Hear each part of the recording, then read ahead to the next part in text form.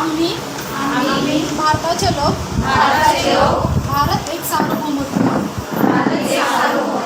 समाजवादी धर्मनिरपेक्ष लोकशाही गणराज्य घडविण्याचा व त्यांच्या सर्व नागरिकांस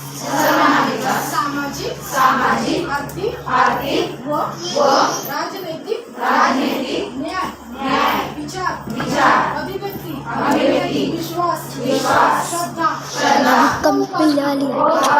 यांचे स्वातंत्र्य दर्जाचे व संधीचे समानता निश्चितपणे प्राप्त करून देण्याचा आणि त्या सर्वांमध्ये व्यक्तीची प्रतिष्ठित व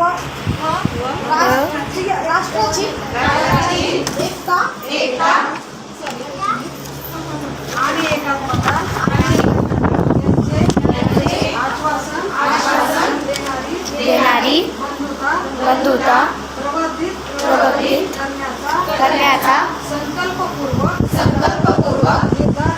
निर्धार करून आमच्या संविधान सभेत आज दिनांक 26 नोव्हेंबर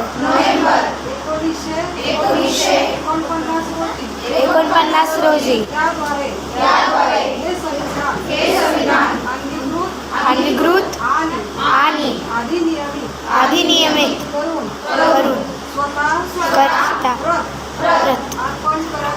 अर्पण करत आहोत.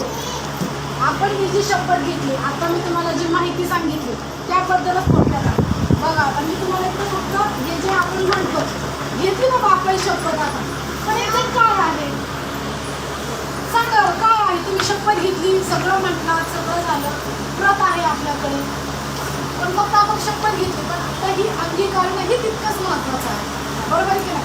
आपण भारतामध्ये धर्मनिरपेक्ष म्हणजे काय? आता तुम्ही सगळ्या जातीचे आहेत, तुम्ही मुस्लिम आहे, हिंदू आहे, शीख आहे, सगळ्या जातीचे जे लोक एकत्र राहतात तर नाही. आपल्या शेजारी कोण राहतात, काही माझे शेजारी राहतात, तुम्ही समजा एका जातीचे आहेत, काही एका जातीचे आहेत, त्या काही एका जातीचे आहेत, पण आपण सोबत राहतो. तेव्हा ना या हॉलमध्ये आपण खूप सारे कास्टचे म्हणजे एका जातीचे लोक एकत्र राहतात. या एकत्र राहण्यालाच धर्मनिरपेक्षता असं म्हणतात. म्हणजे हा जो देश आहे तो कोणत्याही एका जातीचा धर्माचा नाही, तो सगळ्या लोकांचा आहे. म्हणून हा शब्द अतिशय महत्त्वाचा जो डॉक्टर बाबासाहेब